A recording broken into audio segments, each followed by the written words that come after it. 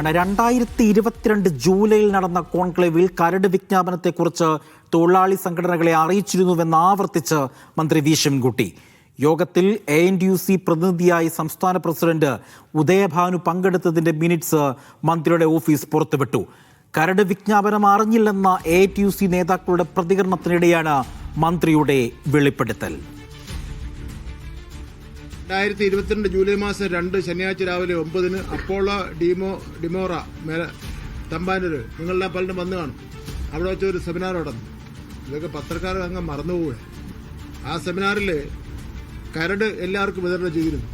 ഇത് രഹസ്യമായിട്ട് വെച്ചേക്കുന്ന ഒരു കാര്യമൊന്നുമില്ല. കരട് വിതരണം ചെയ്തുവെന്ന് മാത്രമല്ല, ലേബർ കമ്മീഷനുടെ സൈറ്റിൽ പ്രസിദ്ധീകരിച്ചിരുന്നു. അതിൽ എല്ലാ സംഘടനകളുടെയും ട്രേഡ് യൂണിയൻ ലീഡേഴ്സും അതിൽ പങ്കെടുത്തത് മാത്രമല്ല, AITCയുടെ കേരള സ്റ്റേറ്റ് കൗൺസിൽ അതിൽ ഉള്ള ചില അഭിപ്രായങ്ങൾ രേഖപ്പെടുത്തി തന്നിട്ടുണ്ട്.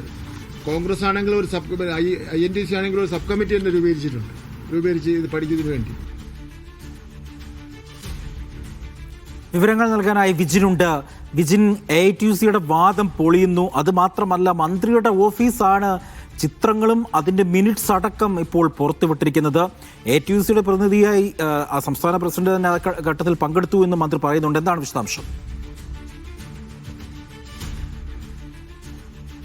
അജി, ഇന്നലെയാണ് ഈ കരട് വിജ്ഞാപനം ഇറങ്ങിയതിന്റെ ആ രേഖകൾ ഉൾപ്പെടെ പുറത്തു വന്നത്. അതിനുശേഷം ഈ AITCന്റെയും ഒപ്പം തന്നെ മറ്റ് സംഘടനാ നേതാക്കളുടെയും ഒക്കെ പ്രതികരണം ആരാഞ്ഞപ്പോൾ അവർ പറഞ്ഞത്, KP രാജേന്ദ്രൻ ആണ് AITC നേതാവ്. AITC നേതാവിനോട് ഇക്കാര്യത്തിൽ പ്രതികരണം ചോദിച്ചപ്പോൾ തങ്ങൾ ഈ കരട് വിജ്ഞാപനത്തെ പറ്റി അറിഞ്ഞിട്ടില്ല എന്നുള്ളതാണ്.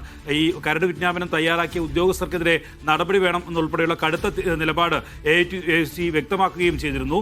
ഇപ്പോൾ മന്ത്രി അതിനുശേഷം വാർത്താസമ്മേളനം നടത്തിയപ്പോൾ പറഞ്ഞത് ഈ തൊഴിലാളി സംഘടനകളെ അറിയിച്ചിരുന്നു. പിന്നീട് 2021 ഡിസംബർ 14 ഈ കരട് വിജ്ഞാപനം ഇറക്കിയത്. അത് കഴിഞ്ഞ് 2022 ജൂലൈ 2 നടന്ന ലേബർ കോൺക്ലേവിൽ, തലസ്ഥാന നഗരത്തിൽ നടന്ന ലേബർ കോൺക്ലേവിൽ അതിൽ മുഴുവൻ സംഘടനാ നേതാക്കളും പങ്കെടുത്തിരുന്നു. ഒപ്പം തന്നെ നിയമവിദഗ്ധർ ഉൾപ്പെടെയുള്ളവരൊക്കെ പങ്കെടുത്തിരുന്നു.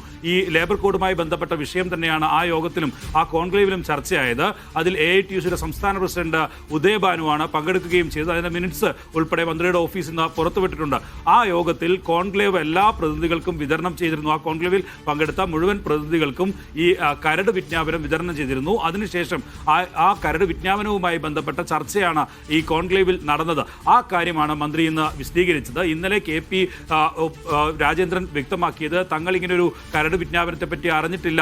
സംസ്ഥാന സർക്കാർ അങ്ങനെ നടപടി സ്വീകരിച്ചിട്ടുണ്ടെങ്കിൽ, ഏതെങ്കിലും തരത്തിൽ ഉദ്യോഗസ്ഥ തലത്തിലാണ് അങ്ങനെ കരട് വിജ്ഞാപനം തയ്യാറാക്കിയതെങ്കിൽ അവർക്കെതിരെ നടപടി സ്വീകരിക്കണം എന്നുള്ളതായിരുന്നു KP രാജേന്ദ്രൻ ഉൾപ്പെടെയുള്ളവർ വ്യക്തമാക്കിയത്. പക്ഷേ അവരുടെ സംഘടനാ നേതാക്കൾ ഉൾപ്പെടെ പങ്കെടുത്ത കോൺക്ലേവിൽ ഈ കരട് വിജ്ഞാപനം എത്തിക്കുകയും അതിനുശേഷം ഇക്കാര്യത്തിൽ ചർച്ച നടത്തുകയും ഒക്കെ ചെയ്തിരുന്നു എന്നുള്ളതാണ് ഇപ്പോൾ വ്യക്തമാകുന്നത്. മന്ത്രിയുടെ ഓഫീസ് അന്ന് പങ്കെടുത്ത ദൃശ്യങ്ങളും ഒപ്പം തന്നെ മിനിറ്റ്സിന്റെ കോപ്പി ഉൾപ്പെടെയാണ് നിലവിലിപ്പോൾ പുറത്തുവിട്ടിട്ടുള്ളത്. അതിൽ ഈ AITC നേതാക്കളും ഒപ്പം തന്നെ INTUC, CIT ഉൾപ്പെടെയുള്ള കേരളത്തിലെ അംഗീകൃത ട്രേഡ് യൂണിയൻ നേതാക്കൾ ഉൾപ്പെടെയുള്ളവർ പങ്കെടുത്തതിന്റെ ദൃശ്യങ്ങൾ ഉൾപ്പെടെയാണ് ലഭിക്കുകയും ചെയ്തത്. എന്തായാലും ഇന്ന് അല്പസമയം മുമ്പ് സമാപിച്ച ലേബർ ലേബർ കോഡുമായി ബന്ധപ്പെട്ട ഈ സംഘടനാ പ്രതിനിധികളുടെ, ട്രേഡ് യൂണിയൻ ഭാരവാഹികളുടെ യോഗത്തിൽ ഇക്കാര്യത്തിലെടുത്ത തീരുമാനം, ഒരു നിവേദനം ഇന്ന് പാസ്സാക്കിയിട്ടുണ്ട്, ഒരു പ്രമേയം പാസ്സാക്കിയിട്ടുണ്ട്.